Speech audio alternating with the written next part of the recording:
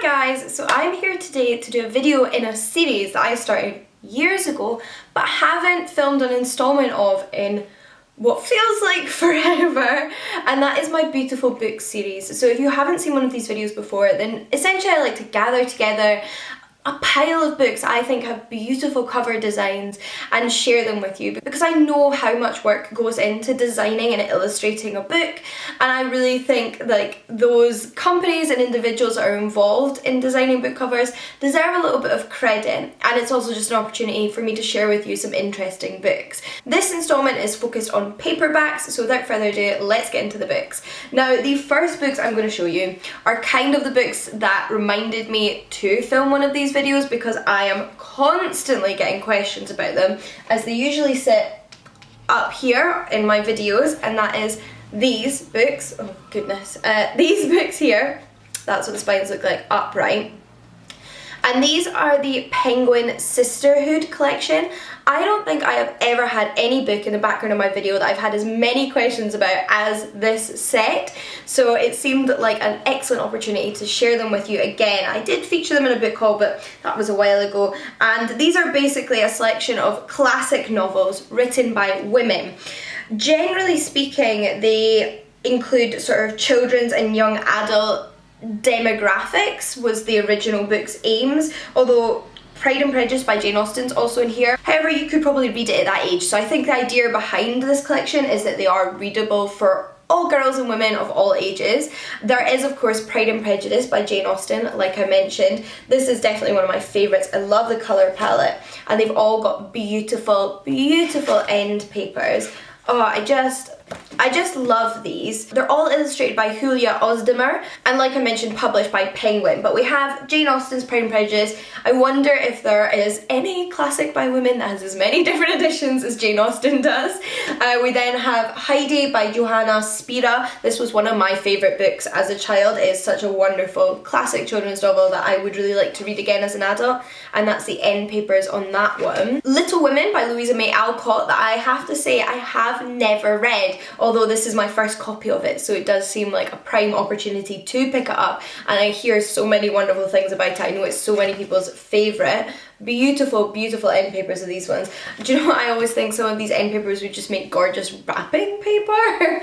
And then I think my favourite of the bunch, although it's hard to pick, is A Little Princess by Frances Hodgson Burnett.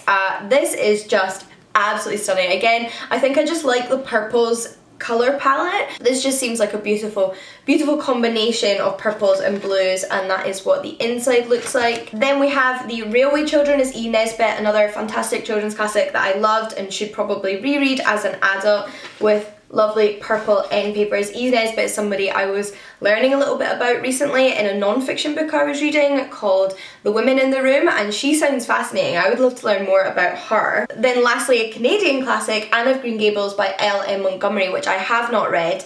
I haven't even watched the TV series of, but probably should, and that's the end papers for that one. This is the only one with a different colour of hair on the front, so you might have noticed that the titles of every book are encapsulated in the female character's hair, and then that design element transfers onto the spine where the hair kind of travels up the side here.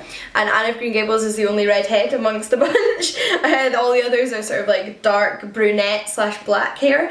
But yeah, these are absolutely stunning. I get tons and tons of questions about them.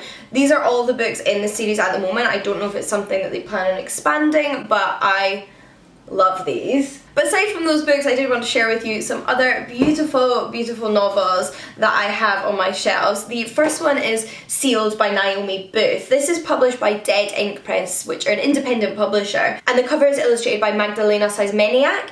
I love this cover. This cover was the reason I picked up this book. It was on display in foils on their staircase, where they often like display staff pics, and this was one of them, and I instantly went for it because of this cover.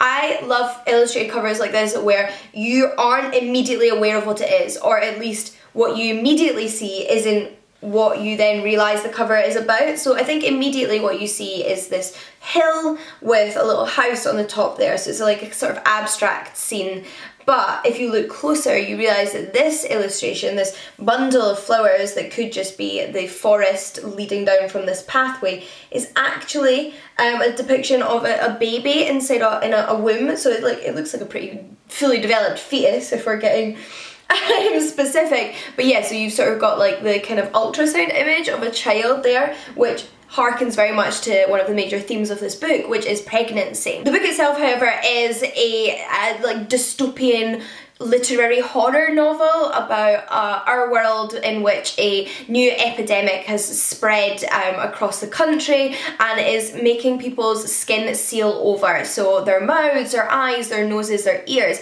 and unless you can afford the surgery to correct this, it will kill you, it will smother you. And our protagonist is developing a bit of paranoia surrounding this epidemic and doesn't trust that the government's telling them everything there is to know about it, and in the meantime she's actually fallen pregnant with her first child with her partner. And her relationship with this pregnancy that she didn't really ask for but has decided to go ahead with, and the distance she feels from that pregnancy is like seeping into her paranoia surrounding this epidemic. So in many ways it's a very real novel about very real issues that women face. It's set in this kind of dystopian extreme society, and it's so beautifully written and so creepy. The next book on my list I haven't actually read yet, but it's by an author who I adore, and that is Once Upon a River by Diane Setterfield. I've read The 13th Tale by Diane Setterfield, and it was one of my favourite books I've read all year. This is her most recent book, and I just think the cover for it is absolutely stunning. It's published by Emily Bestler Books, which is an imprint of Simon & Schuster, and the cover design and illustration is by Sarah Whitaker. Again, I always feel like you can see trends in my preferences for book cover illustrations when I start showing you the books I like.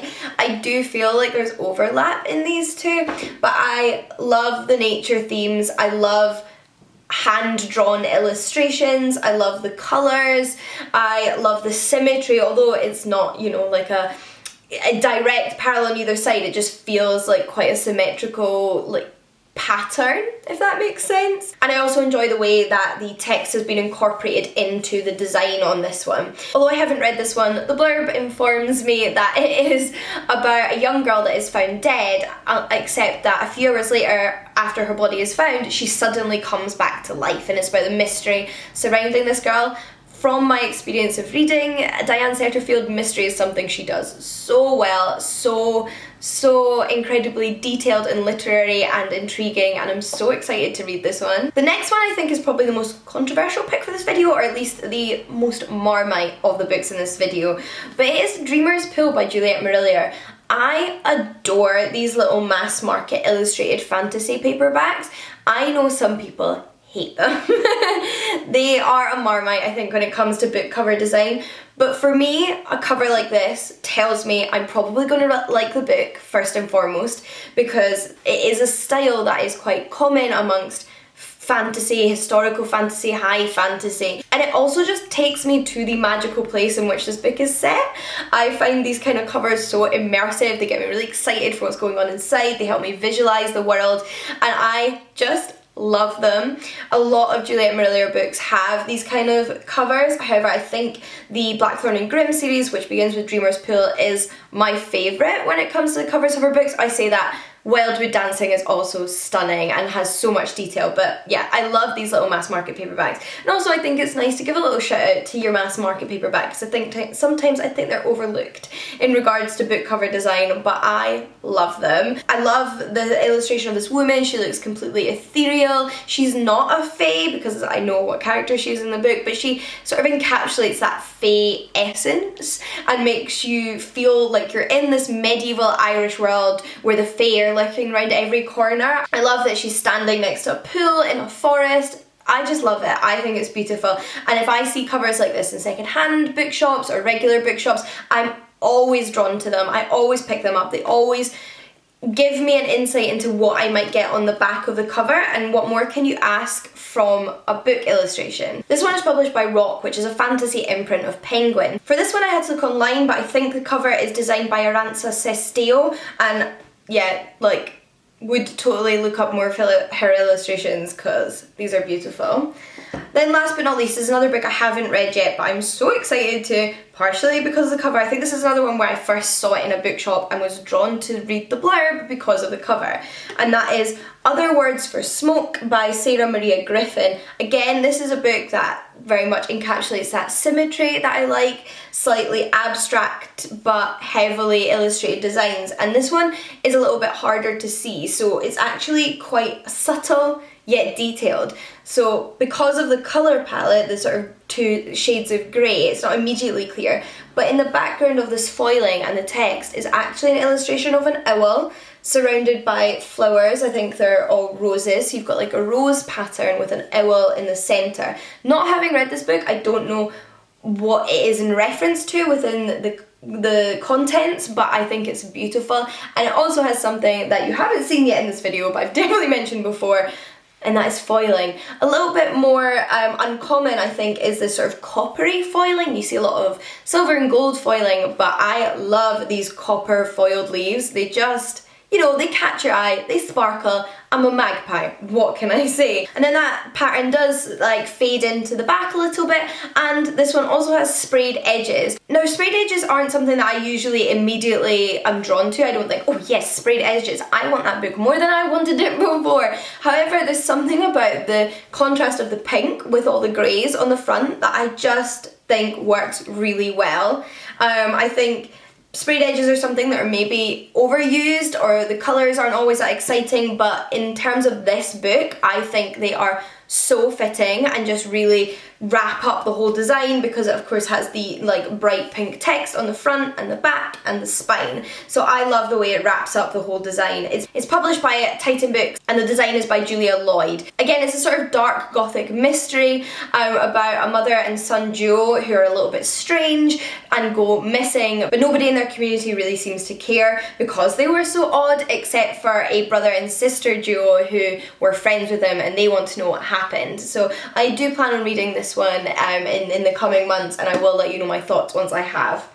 But those are some of the most beautiful paperbacks on my bookshelves, in my opinion, other than the ones I've shown you in the past. I do have a playlist for all of these videos, so I will link it down below, but I'd love to know what your favourite book covers are. What are you drawn to in a bookshop or online that makes you want to pick up a book or just simply read the blurb? And equally, what is your favourite book cover? But until next time, happy reading, and I'll see you all again soon. Bye guys!